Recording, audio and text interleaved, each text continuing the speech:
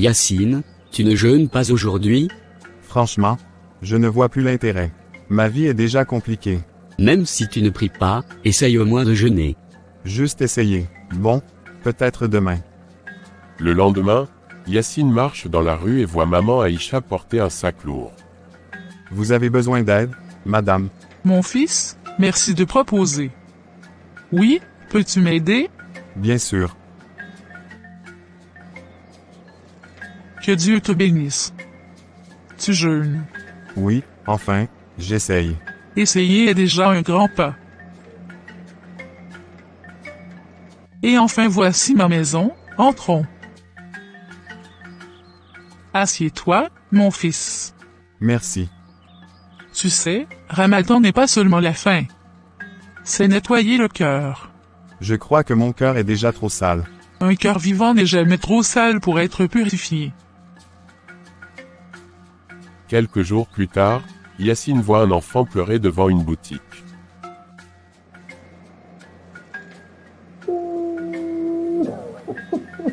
Pourquoi tu pleures? Je voulais acheter du pain pour l'iftar, mais j'ai perdu l'argent. Tiens, prends ceci. Merci, monsieur. C'est étrange, je me sens bien. Yacine marche jusqu'à la mosquée. Mon fils, tout va bien? Je ne sais pas, je me sens perdu. Parle à Dieu. Même avec des mots simples. Mon Dieu, je ne sais pas comment prier, mais je veux changer. Les jours passent. Je ne te reconnais plus. Moi non plus, mais j'aime cette version de moi. Dernier jour du Ramadan. Entre, mon fils. Merci. Parce que ce ramadan a changé ma vie. Non. C'est toi qui as décidé de changer. À partir d'aujourd'hui, je ne veux plus abandonner la prière. Ramadan a réussi sa mission. Il n'est jamais trop tard pour revenir sur le bon chemin. Oui. Ah Yacine, entre. Bonsoir. J'ai appris que votre père ne se sent pas bien. Approche, mon fils, je vais mieux quand je vois des jeunes à la maison. Comment vous sentez-vous aujourd'hui? Le corps fatigue, mais le cœur est en paix. Papa, tu dois te reposer. Je me reposerai plus tard. Ramadan est court, je veux parler avec vous. Amina, Bilal, et toi aussi Yacine, écoutez-moi bien. La richesse la plus importante n'est pas l'argent. C'est quoi alors, papa? Un cœur généreux. Bilal, tu te souviens du voisin pauvre? Oui, Chaque Ramadan, je dépose de la nourriture devant sa porte, sans qu'il sache que c'est moi. c'était toi. Une bonne action est plus belle quand personne ne la voit. C'est difficile de faire ça. C'est difficile seulement au début. Amina, le respect de la famille est une bénédiction. Ne laisse jamais la colère détruire les liens. Je promets, papa. Et la prière, ne l'abandonnez jamais. Même quand la vie devient lourde. Je comprends maintenant. Si un jour je ne suis plus là, continuez ces habitudes pour moi. Papa, ne parle pas comme ça. La vie appartient à Dieu, mon fils. Quelques jours plus tard. Yacine, papa ne se réveille plus. Que Dieu lui fasse miséricorde.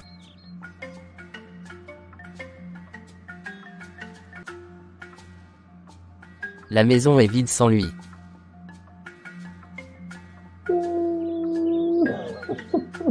Après Ramadan. On laisse la nourriture ici. Oui, comme papa faisait. Il serait fier de vous.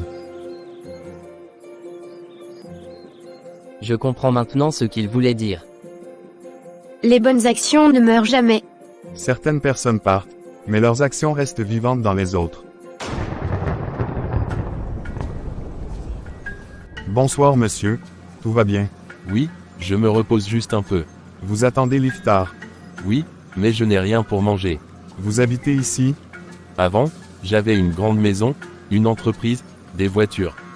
Aujourd'hui, je n'ai même plus un repas. Que s'est-il passé? Les dettes, les mauvaises décisions, et j'ai tout perdu. Bonsoir. Vous êtes nouveau dans le quartier? Oui, lui surtout. L'iftar est presque près chez nous. Venez manger. Non, je ne veux pas déranger. Partager pendant Ramadan n'est jamais un dérangement. Bienvenue. Asseyez-vous. Papa, on a des invités. Plus on partage, plus Dieu bénit. Votre maison est petite, mais je sens une grande paix ici. La paix ne s'achète pas. Il est l'heure, prenez une date. Merci. Papa, pourquoi il pleure? Parce que, je n'ai jamais été aussi riche qu'aujourd'hui. Comment ça? Quand j'avais de l'argent, je mangeais seul. Aujourd'hui, je n'ai rien, mais je mange avec des gens au grand cœur. L'argent vient et part. La bonté reste. Avant, je pensais que donner rendait pauvre. Maintenant je comprends que partager rend riche.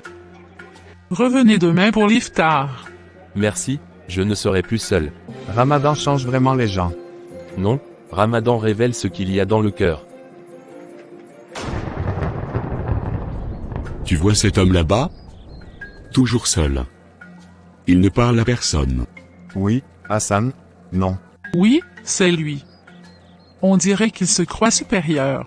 Chaque Ramadan, il disparaît le soir. Personne ne sait où il va. Peut-être qu'il a juste son caractère. Moi je n'ai jamais vu cet homme aider quelqu'un. Le soir, Yacine marche seul et voit Hassan porter plusieurs sacs de nourriture. Bonsoir Hassan. Bonsoir. Vous allez quelque part? Juste, une petite course.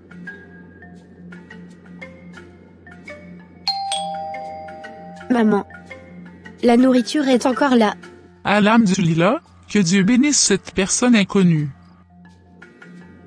C'était vous. Chut, ce n'est pas important. Depuis combien de temps vous faites ça?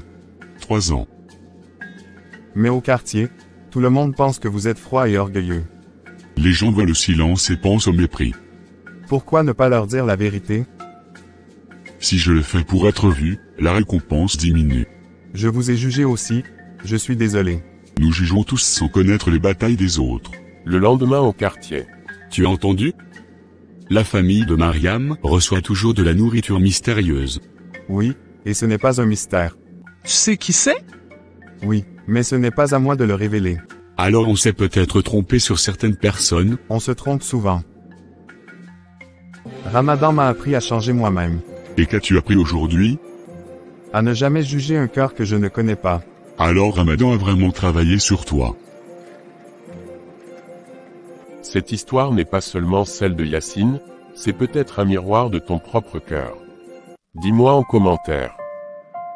Quelle leçon as-tu retenue? Qu'est-ce que tu veux changer après avoir écouté cette histoire? Parfois, un simple message peut transformer une vie.